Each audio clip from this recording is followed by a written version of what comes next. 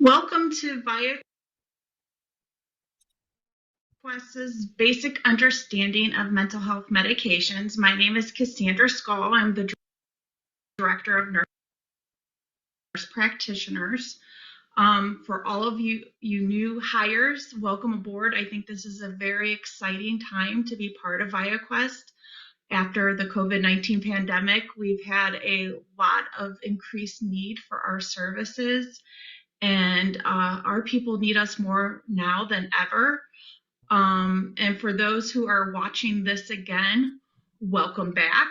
I know that you're probably thinking, oh, I remember all of this, but hopefully you will remember, or it will jog your memory, one or two new interesting facts. I am always available for any questions. I always encourage everybody to work with their nurse practitioners. Anytime you have a question or a concern, please reach out to either the nurse practitioner of your facility, of your clinic, of if you're a residential, of whoever is taking care of that.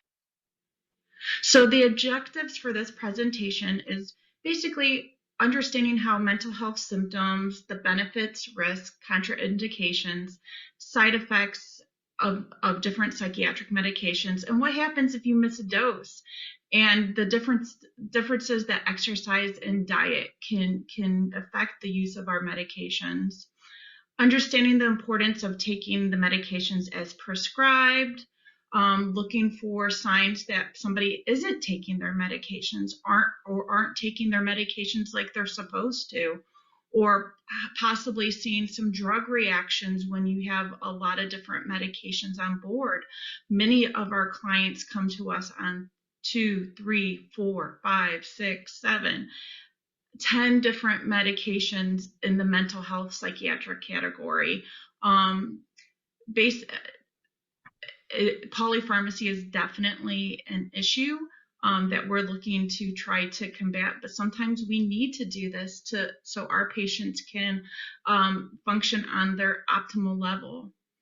Know how to identify early signs of inefficiency, or that the meds aren't working, or the needs for laboratory studies and tests or other different things that we need to look at when we're prescribing a medication.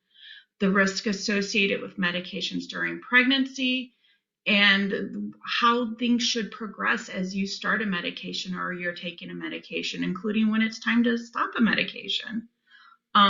To provide the information of availability of financial support and resources to obtain needed medications. Sometimes we will get a medication will be prescribed and the copay will be too much, or the insurance wouldn't want to cover it. There's a lot of different things you can do to advocate for your client or patient to make sure that they're taking their medication, and what to do if there's a question or concern about a medication a client is taking. So that's a lot of objectives. So hopefully I do a good job of explaining this.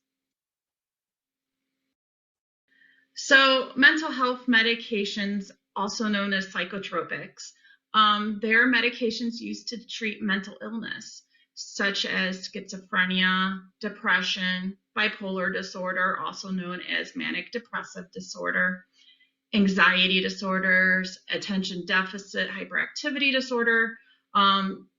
There's also OCD, PTSD, the list goes on and on and on. So what we're hoping to do is to talk about the types of medications that are used to treat these mental conditions and the desired outcome.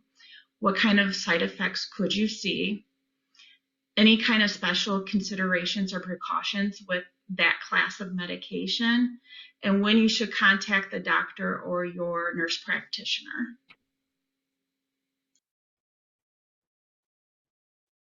So medications can treat the symptoms of mental health disorders and can affect all clients differently. I've had a client where I have started a very low dose antidepressant.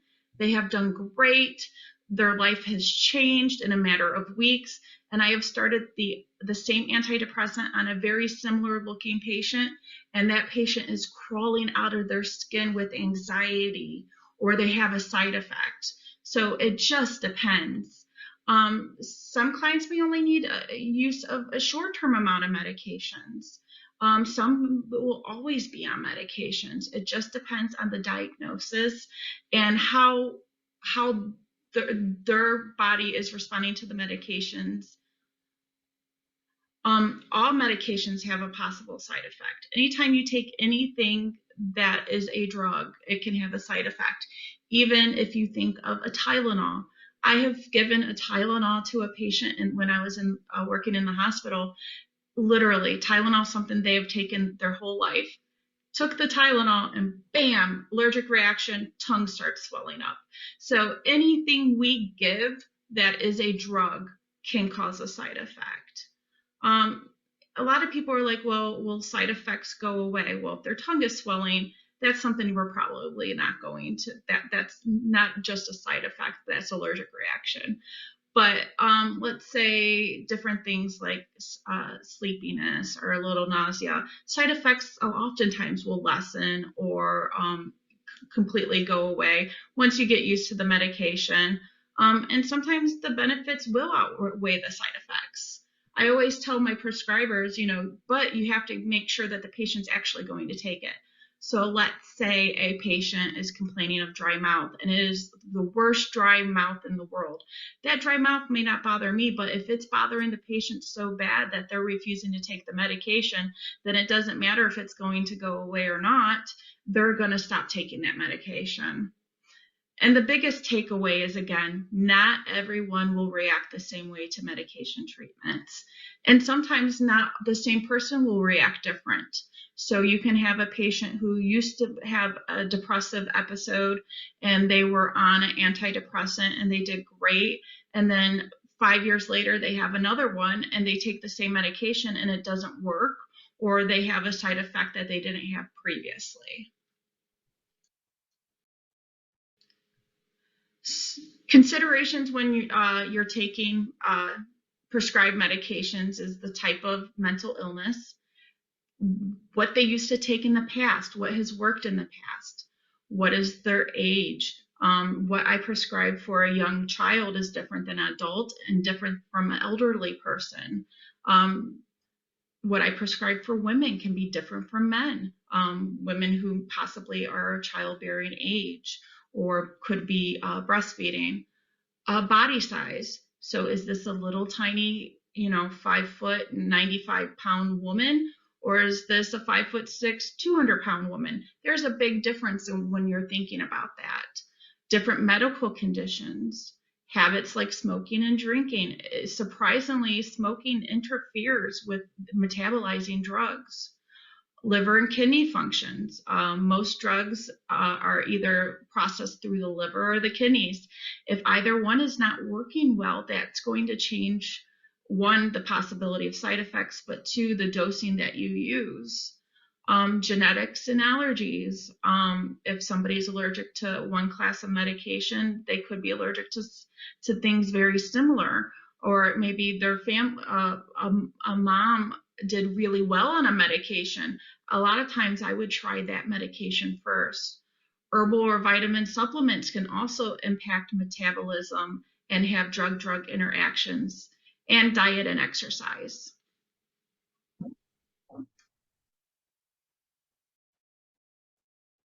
So let's talk about some common medications used to treat schizophrenia.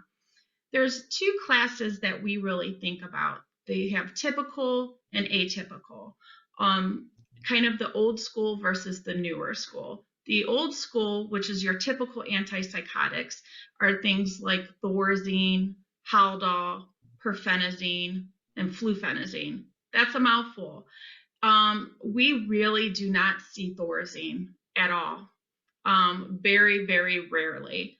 Haldol is used quite a bit. It is cheap. It can be very effective. Perfenazine and fluphenazine you also may see a little less often. Haldol is also used sometimes in an acute situation. So maybe, let's say you're a TBS in a facility and your patient starts screaming and being aggressive, and all of a sudden you see them getting an injection. A lot of times that injection is Haldol. It is rapid onset. It will help reduce their symptoms so that they can get better in control of themselves. The other class, the atypical or second generation or the newer generation, can be things such as Risperdal, Zyprexa, Seroquel, Geodon, Abilify, Invega, and Clozaril. You will see a lot of your individuals that may be getting long-acting injectables. So there's a Risperdal long-acting injectable, an Abilify one, an Invega one. These are really good for patients who don't remember to take their medications or maybe try to play games a little bit and try to cheat their meds. And sometimes it's every 2-week or every 4-week injection. Those are very, very helpful.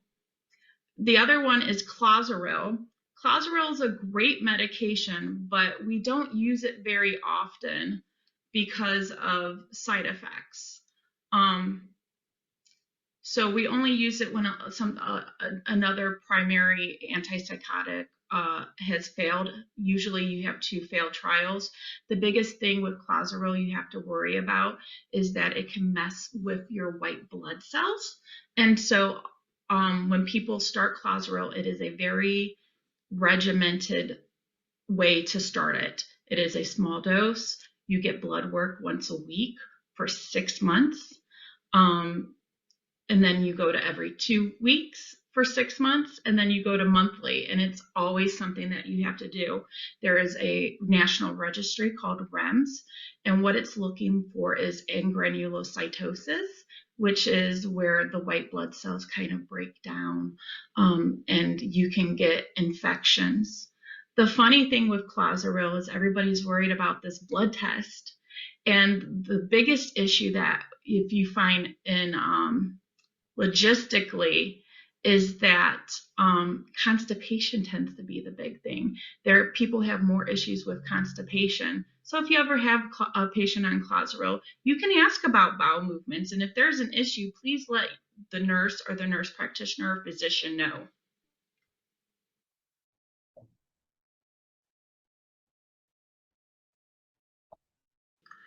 So when we prescribe the antipsychotics, we're hoping to treat both the positive and the negative symptoms of schizophrenia.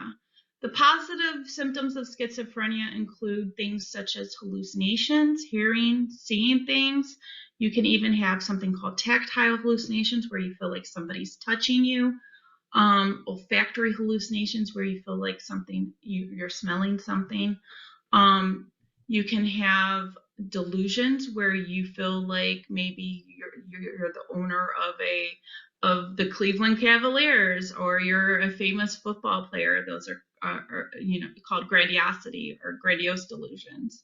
You can be paranoid, feel like people are out to get you.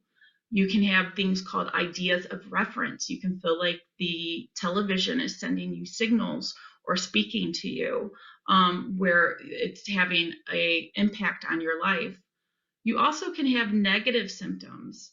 Negative symptoms are often seen as poor self-care, not worrying about hygiene, a general lack of regard for relationships, not looking for friendships or social interactions. You can see things just like a decrease in goal-directed activity. It's called apathy, just a general blandness of not wanting to do anything and not really caring about doing anything. There's a lot of different side effects from the antipsychotics. You can have drowsiness, you can have dizziness when changing positions. Many times I've had this happen to me. It's called orthostatic hypotension. It's you're laying in bed and you're like, oh, I didn't set my alarm, I'm going to hurry up, hop out of bed, and then all of a sudden you hop up and you're like, woo. And so that can happen. So we teach people to change positions very slowly.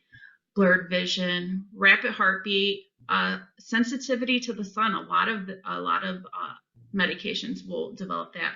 Rashes, issues with menstruation. A lot of the big ones that the complaints can be weight gain or change in metabolism. Especially the newer medications have less drowsiness, less other side effects, less movement side effects. but the issues with weight gain and the predisposition for diabetes or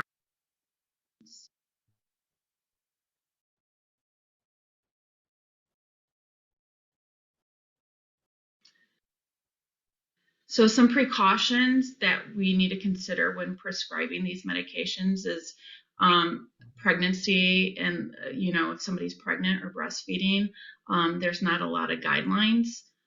We definitely take that into consideration. Patients that have any kind of heart issues, we take into consideration. Some of these drugs can decrease the seizure threshold, making those who have a history of seizures easier to have a seizure. All antipsychotic drugs can cause something called neuroleptic malignant syndrome, and it's not very common. There are some prescribers that can go their whole career without seeing this. Unfortunately, a couple years ago, I had a patient develop this, and initially started off as sweating, a decrease in awareness, and then it became where he became more confused, and then also a lot of muscle rigidity. There's a phenomenon called lead pipes, where the legs are just solid and very, very stiff. The good news is when you catch it, it's very treatable. You go to the hospital. Of course, you stop the drugs, and patients usually can recover as long as you identify it. Some contraindications can be anytime you have a hypersensitivity to the medications or anything in that medication. They should not be used in angle closure glaucoma, should not be used in clients who have central nervous system depression. So a lot of times, let's say you have a patient that is taking another medication, like a pain medication that causes them to not kind of be more sedated, or they're not able to breathe very well. These can cause more sedation, where your drive to breathe can be decreased. Now, again, you are going to see patients on this and a lot of other medications, and that's where it can get quite tricky for a prescriber. And then, what is angle closure glaucoma? Some medications can have anticholinergic side effects. I call that like almost a drying effect. So issues with urination, dry eyes, but it can actually narrow the drainage angle and cause glaucoma. And basically that's an increased eye pressure. So anytime you hear anticholinergic, just think dryness. A long-term side effect of the antipsychotics is something called tardive dyskinesia, or TD. This is when clients experience a repetitive and involuntary movements, similar almost like somebody with Parkinson's, but a lot of times you'll see patients, they'll move their mouth, or they will move their tongue in and out, and they'll be talking, or they don't even know, and they're kind of doing this with their trunk or their hands. It used to be where this was not really treatable, but there are a couple of medications on the market now, and I've seen some really good improvements in some of my patients. Another question that gets asked is restless leg syndrome a sign of tardive dyskinesia? Feelings are the same, like crawling, restlessness, and need to move to relieve muscle tension, but RLS, or restless leg syndrome, is limited to the lower extremities, pins and needles, feeling muscle jerks while awake, and it's worse at night. Parkinsonism, where that can have the tremors in the hands, and it's like a repetitive movement, can sometimes be mistaken for TD as well. So like I said before, symptoms of TD it can be frequent blinking or eye rolling, the lip smacking or puckering, a rolling of the tongue or a chewing motion, a rocking or swaying, and then the twisting or jerking of the upper and or lower limbs. Some people it doesn't bother, they don't know about, they don't really realize it, and other people it can be quite debilitating or even embarrassing.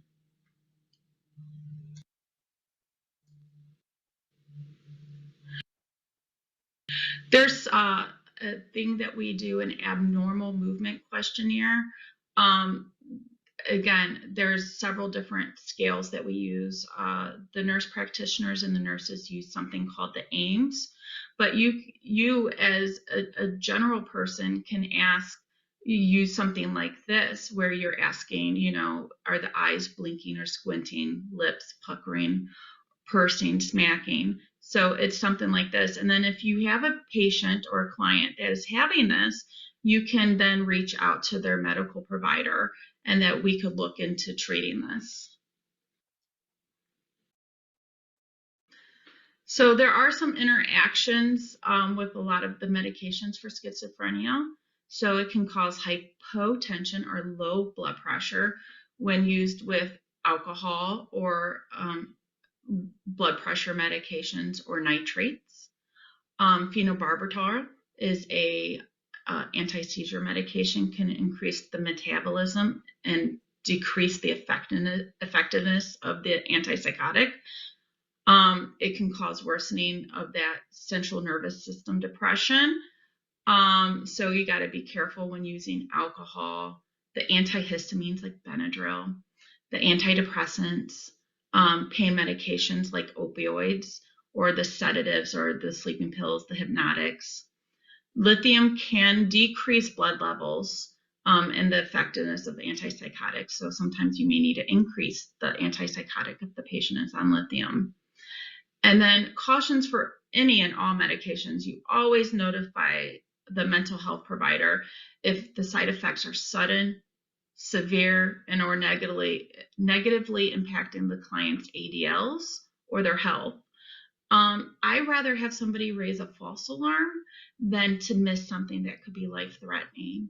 Again, I always say trust your gut. A lot of times, if you're a DSP or you're in if you're in these patients' lives more often, you know them, you know their baseline, you know when something's not right. So I always say trust your gut, and I rather have something be brought to my attention that turned out to nothing than to not have something brought out into my attention and find out my patient's in the hospital. So there are a variety of medications used to treat depression. Probably the most common or something called the SSRIs, or the selective serotonin reuptake inhibitors. So you're going to see things like Prozac, Celexa, Zoloft, Paxil, and Lexapro.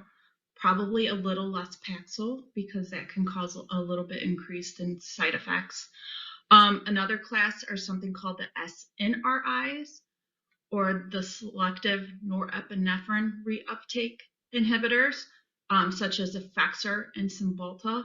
The biggest things when I think of them is that they have to be decreased very slowly because they can have almost withdrawal issues. So a lot of side effects when you're discontinuing those. There's some that don't have a class of their own. The most common is something called Wellbutrin. Wellbutrin is used quite a bit. It's really good for those patients who are depressed and maybe having a lack of motivation, really quiet, very not wanting to do much. And then we have a lot of different ones. The tricyclic antidepressants are definitely used less often, but we do have, there is a time and a place for them. Mirtazapine or Remeron is very commonly, you'll see very, very commonly prescribed, especially in the nursing home populations. It's great for appetite, sleep, and depression. You have something called the MAOI inhibitors. Very, very, very rarely prescribed. I have never prescribed it myself. And the big thing to know with those is that there's a lot of dietary restrictions. So, what are we looking for when we're treating depression? Of course, we're looking for a decrease in their depressive symptoms. So we want them to, when you think about stuff, the symptoms of depression, you think about, just feeling blue, not wanting to do anything, maybe having anxiety. Um, some possible side effects: headache, see that a lot, nausea, drowsiness. On top of that, it could be not drowsiness, but you could also or have insomnia, agitation, feeling jittery, issues with sexual dysfunction, dry mouth, constipation, bladder dysfunction, and blurred vision. So, of course, some contraindications for these type of medications is hypersensitivity or previous allergic reaction. Should not be used in clients with narrow angle glaucoma, and should not be used in pregnancy or lactation unless advised by a doctor or nurse practitioner. A lot of the newer research is showing it's better to treat a healthy, happy mom is good for the baby. So we are often now continuing a lot of these medications throughout pregnancy or even starting them. Some precautions you got to use cautiously in older clients or those with issues with your hearts and lungs. The anticholinergic side effects, which we discussed before, again, dry eyes, dry mouth, blurred vision, constipation. A lot of times you have to say you start low, go slow. So you start at a lower dose and then increase slowly from there. And a lot of times it will take 2 to 4 weeks before you start noticing a difference.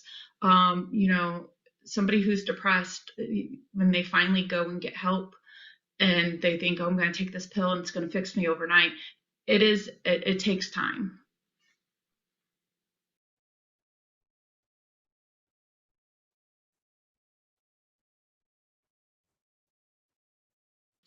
Some issues with the tricyclics interactions: it can cause hypertension or high blood pressure, tachycardia, or fast heart rate, and convulsions, especially when used with an MAO inhibitor.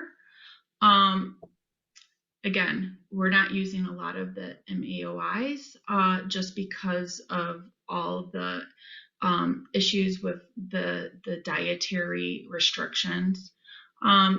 It can prevent some therapeutic responses to some of the antihypertensives. So it could cause issues with high blood pressure, and then the blood pressure pills that you use to treat your high blood pressure doesn't work as well. It can cause increased CNS depression. And it can increase your anticholinergic effects when used with other drugs that have anticholinergic properties. So the MAOI inhibitors, the biggest thing is something called tyramine. And so tyramine is a naturally occurring amino acid that helps regulate blood pressure. And what the MAOI inhibitors do is that it blocks that enzyme that breaks down that tyramine. And so basically you get this buildup of tyramine in your system, and which causes your blood pressure to increase, and then which can lead to stroke. And there are a lot of foods that have a lot of tyramine in it. So if you're on one of these medications, you got to stay away from strong or aged cheeses, cured or smoked meats, and beer, which cheese, smoked meats, and drugs that we use to treat bipolar disorder are called mood stabilizers, or we can do some of the second generation or atypical antipsychotics. The most common mood stabilizers are lithium, Depakote, Tegretol, Lamictal, and Triloptal. And then the most common atypicals that we use to treat bipolar are Zyprexa, Abilify, Risperdal, Geodon, and Clozaril. And then remember, Clozaril is only used after 2 failed trials at least due to the side effects.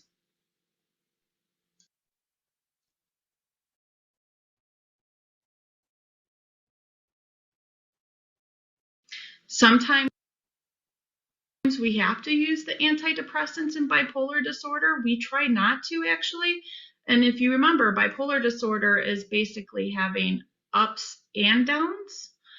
So some people with bipolar disorder, they don't have a ton of ups. It's mostly downs. And sometimes we'll have to look into adding Prozac, Paxil, Zoloft.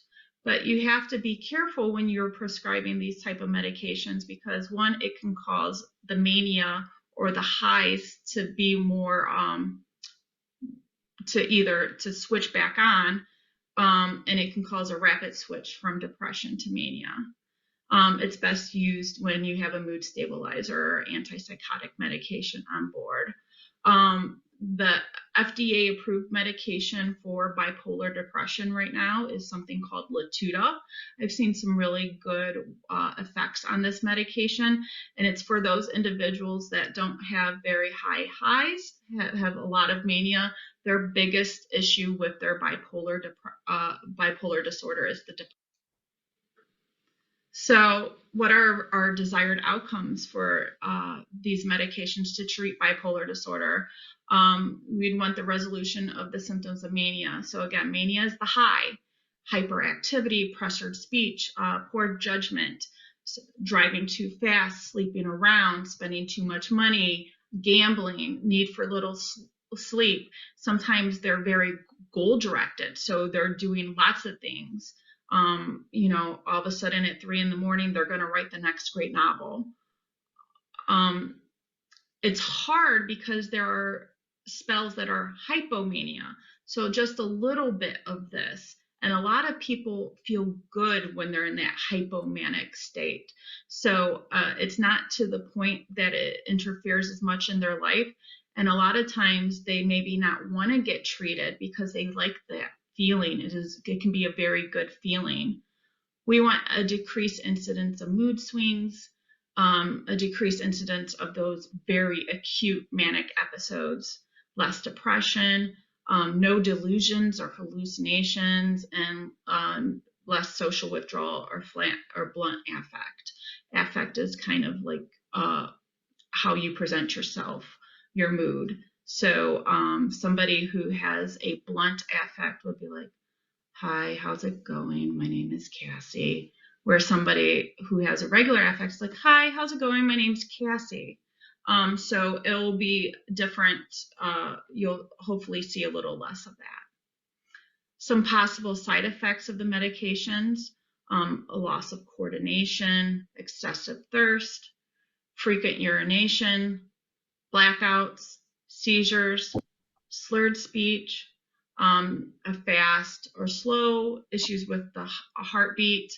Some people can have visual auditory hallucinations, changes in vision, itching or rash, edema, which is also known as swelling.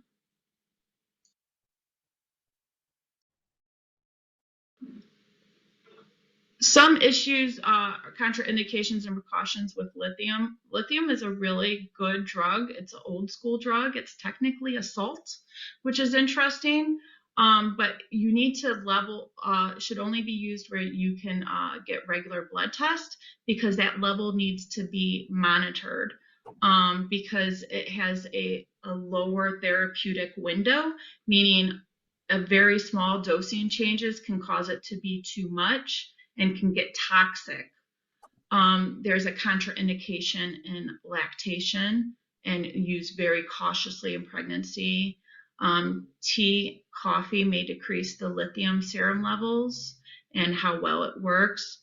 And then large changes in sodium intake can cause the issues with how your kidneys work, which causes an issue with how the lithium is processed through your kidneys. So lithium goes through your kidneys.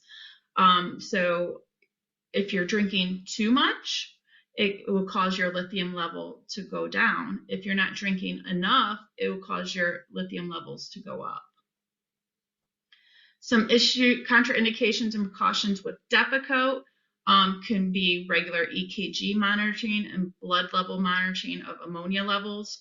I don't really do EKG monitoring with Depakote. The biggest issue is I look at a Depakote level, and then if there's all of a sudden you have somebody who's on Depakote that becomes more confused, lethargic, perhaps that a byproduct is ammonia, and that their liver is not processing Depakote. Depakote goes through the liver, and so then you would test for the ammonia. A contraindication in lactation, and use very cautiously in pregnancy. In general, I would try not to prescribe either lithium or Depakote for somebody who is pregnant or looking to become pregnant, but it is a case-by-case basis. It can increase testosterone in women, which results in something called polycystic ovarian syndrome, which just is caused by high testosterone, and that can affect your menstrual cycle, your fertility, acne, hair on the face. It can cause issues with the skin rash. Some of these medicines can definitely have certain rashes that are more prominent. That could even include treatment in the hospital. And then there's been note that it could increase suicidal ideation. So you're monitoring for unusual mood or behavior.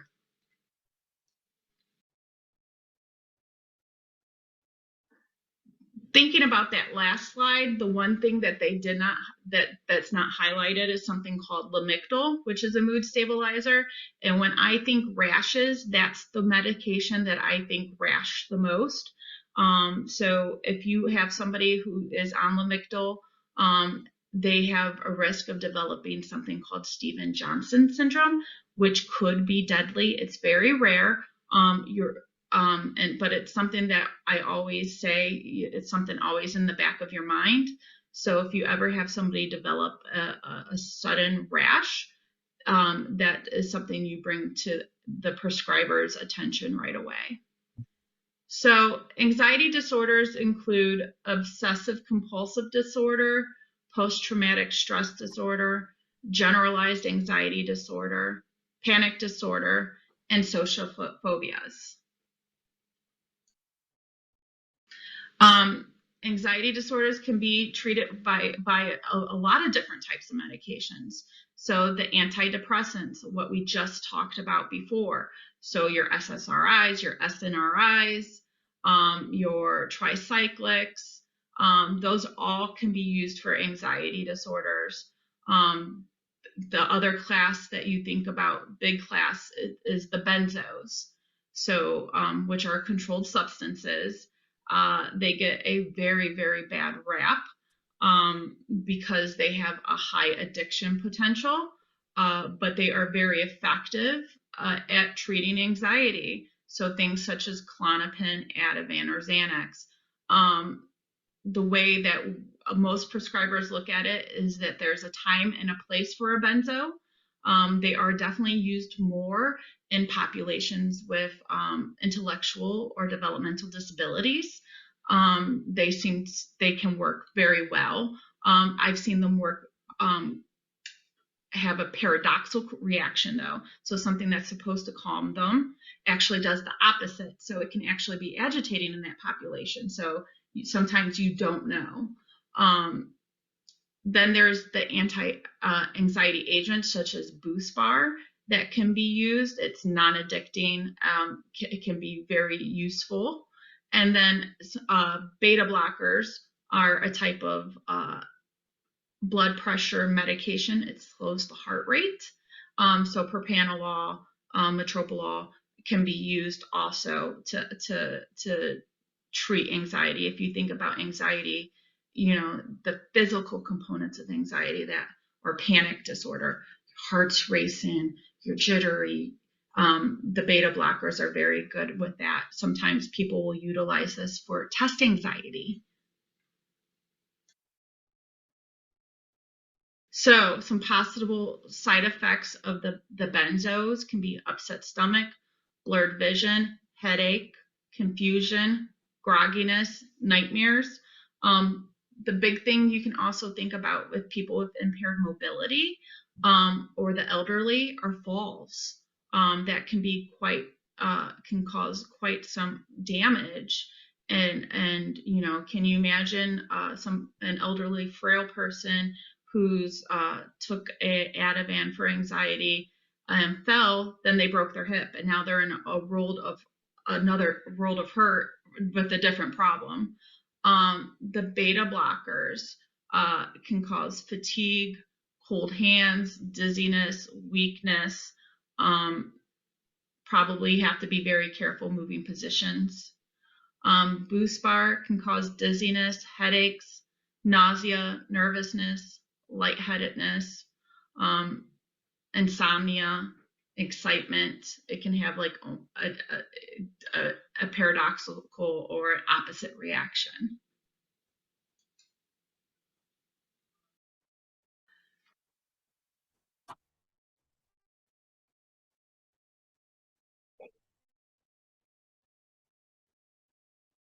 Some contraindications to the anxiety medications. Again, we're looking at pregnancy, caution in pregnancy and lactation.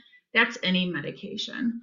And it should not be used in clients with uncontrolled severe pain because of interactions. So the anxiety medications can cause some CNS depression, like Valium, Klonopin. So you need to be careful with that. So some precautions. Clients may be more sensitive to the CNS depressant effects. So you may need to decrease the dose. A lot of overdoses of opioids, such as heroin, oxy, often involve also some type of benzo in the system, and that combination can be very deadly. Use cautiously with clients who've had previous drug addictions. Benzos should be short-term or intermittent use, as they may produce tolerance and have long-term for psychological and physical dependence. They have no analgesic properties. So again, we may have some patients on these long-term, but it's not very many, and it's a case-by-case basis. And it tends to be more with those individuals with severe behaviors or for when nothing else has worked.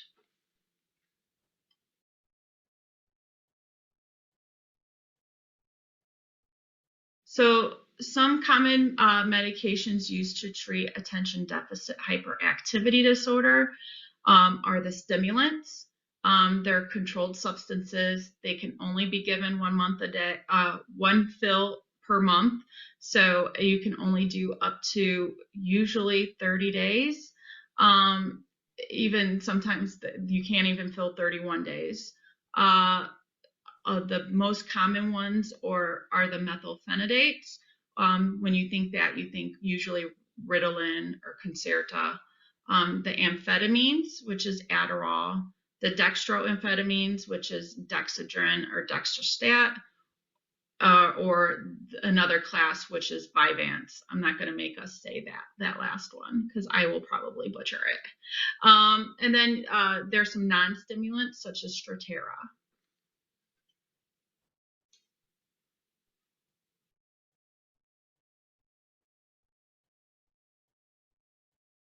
So what are we looking at for, the results of these medications? You want improved attention span, you want improved social interaction, your decreased impulsiveness, decreased hyperactivity. ADHD can look differently in different people.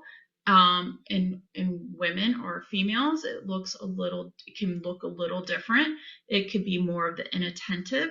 So the daydreamers, uh, you usually see more than with the males, who are your little boys who are running around and jumping off the furniture. So it can look very differently per person. Some side effects include decreased appetite, trouble sleeping, stomach aches, headaches, tics, which are sudden repetitive movements or sounds, and some personality changes, which is where they feel flat or without emotion.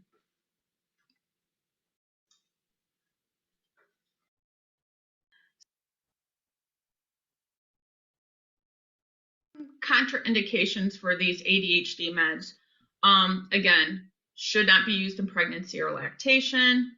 You need to avoid using in clients with psychotic personalities, suicidal, homicidal tendencies, contraindicated in glaucoma or cardiovascular disease.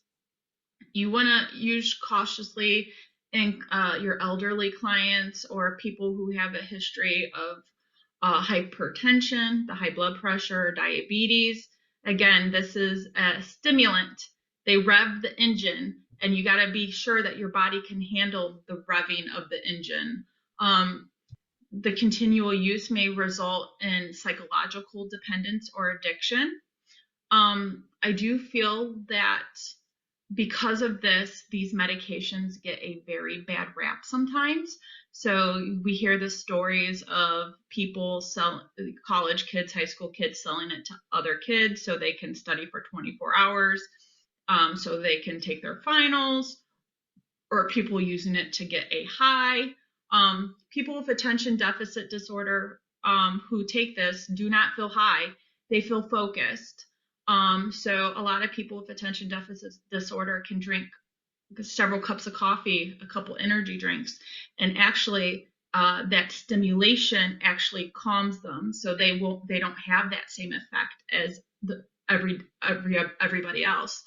The therapy can be interrupted at intervals, so you can stop it. So med holidays, so to speak, so let's say you have the patient takes it Monday through Friday, but they don't take it on the weekends. A child maybe won't take it during school breaks, and this can determine, is this medication still being effective? Do you notice a change when you're not on the medicine? And it can decrease dependence. A lot of times we'll give the med holidays for children because maybe they have poor appetite, which is one of the side effects, so that maybe they'll increase their appetite to help keep their weight and their growth on track. And it can also increase anxiety symptoms.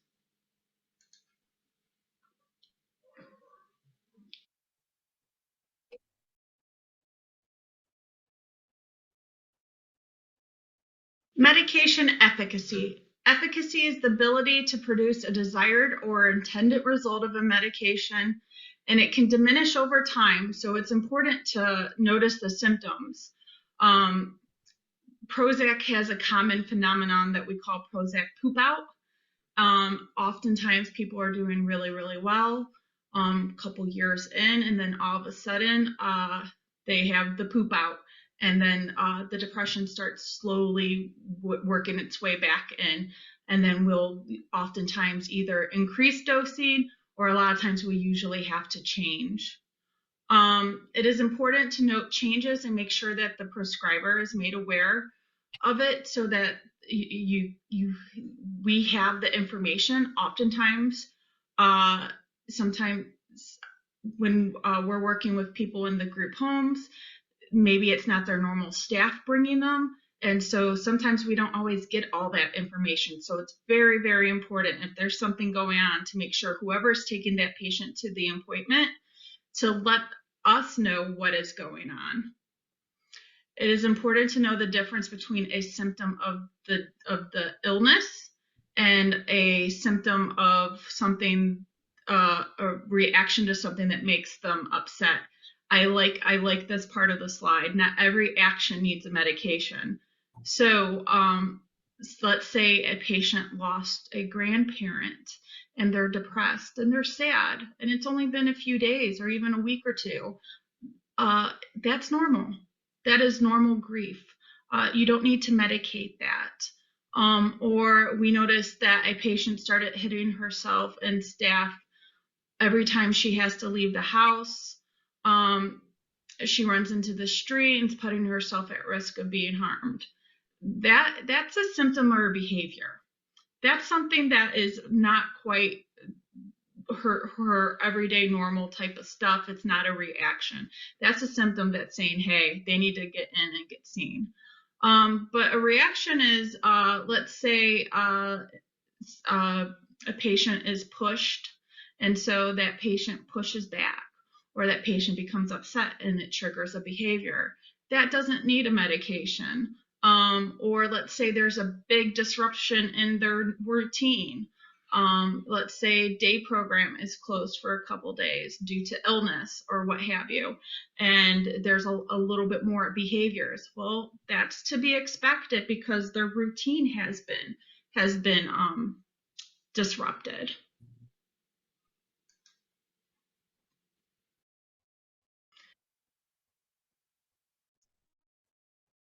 Medication adherence. Anytime we prescribe medications, we're always making for sure that there's no underlying medical or dental issue that is causing the symptom or the behavior.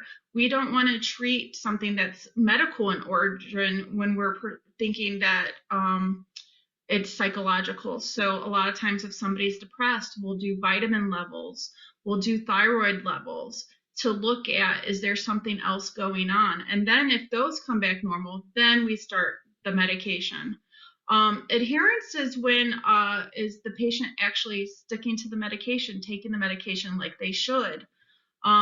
You always need to make sure clients are taking medications as prescribed. The right medicine at the right time, the right client.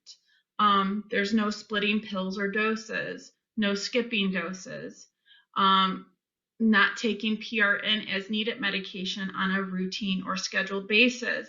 So let's say you have a patient who gets PRN Ativan for anxiety and you're having to give it every 6 hours with around the clock because that patient still needs that medication.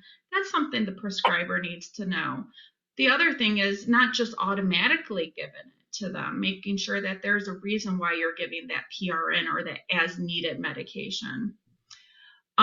No OTC or over-the-counter herbal supplements without the approval of the provider, because there's a lot of drug-drug interactions. And then the other big thing is no psych meds from other providers. You don't want too many cooks in the kitchen. If I'm prescribing something and another physician is prescribing something and I don't know what they're prescribing or what changes they're making, we could have something dangerous happen. And we don't want that. The other thing is, if your client isn't taking their meds as prescribed, let's find out why. Education goes a long way. Do they understand why they are taking it? Is there a reason why they don't want to take it? Is it taste bad? Is it make them tired? Is there a side effect that is to them not tolerable? Are they unable to afford the medication? If that is an issue, getting access to the medication, there are a ton of resources available. There are payment programs that will help pay copays. The nurses and NPs will do prior authorizations. We could look at alternative, cheaper medications. And as always, inform the provider if a patient is not taking their meds. The big thing, make sure clients are getting their lab work or whatever tests that are needed. This lab work, if I'm ordering it, is very, very important. And making sure clients are going to their follow-up appointments. We need to see people either via tele or in person. We need to see, because I see so much just by looking at a patient and making sure that the medications I'm prescribing are having the right results and not having too many side effects.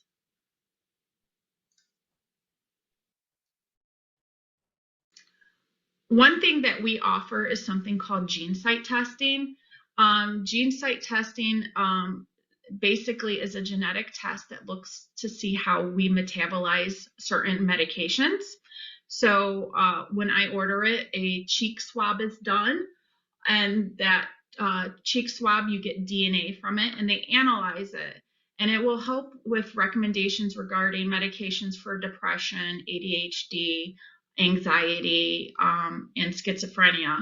And basically, it gives us a guide, and I call a stoplight type thing, a green, a yellow, a red, to say, hey, you metabolize this drug really well, or no, you don't metabolize this drug really well, or you metabolize this drug too fast, so maybe you need a higher dosing.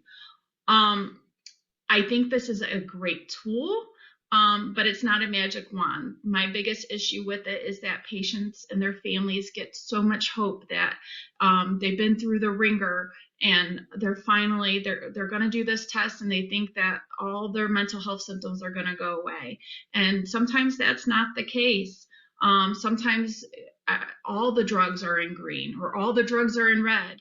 And so I try to educate patients that this is a great tool, but it's not a magic wand. It's just going to give us some additional information so we can make educated decisions on which medications to prescribe.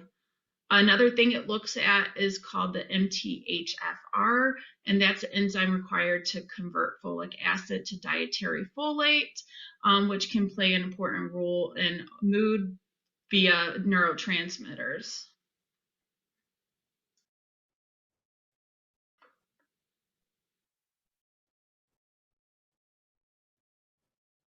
When do you notify the doctor or the nurse practitioner or your residential nurse? When the client has missed a medication, you want to report what medicine did they miss, how many doses did they miss, and why. You also want to let us know when the client has a new medication from a different provider. It's so important for us to know what's going on in that patient's life. Some of our medications do not play well in the sandbox with others. So let's say I'm prescribing something like Lamictal for somebody with bipolar disorder, and they go on to have a seizure, and they are discharged on Depakote, which is technically it's a mood stabilizer, but it's a anti-seizure drug. And what happens when Depakote and Lamictal are in the sandbox together? Lamictal's concentration increases because Depakote impairs the metabolism. And so that dangerous side effect, Stevens-Johnson syndrome, can occur. And so we really need to know what's going on. You also need to let us know when the client has labs that have come back or any other type of testing. You can fax those results, or you can drop them off at the office. You can email them. When the client has been hospitalized, we need to know when they were hospitalized, what happened while they were hospitalized, why they were hospitalized, and when they get discharged. It's important for us to get those discharge papers and those medication lists to make for sure we know what's going on. You also need to report any abnormal or severe side effects, and always, always, always reach out. Talk to your residential nurse, talk to your LTC nurse, talk to your nurse practitioner. If at any time you have a question, ask. Like I said, I much rather have somebody reach out, and it can just be a gut thing. You know what? I've been working with Susie for 5 years, and there's something wrong. She is not right. She is pale. She is confused. Okay, what do we need to do? We need to notify somebody. Let's not sit on that. I always say, trust your gut. I know we went over a lot of information. And the good news is once a year you get to watch this again. Hopefully by then you won't be too sick of hearing this. But I do feel like there's so much information. And if the biggest takeaway you get is to ask questions, feel free to reach out. That is the biggest one. Thank you so much for listening. Welcome to ViaQuest, or welcome again to ViaQuest if this is your annual renewal. It is an awesome company, and I'm very excited to have you as part of our team.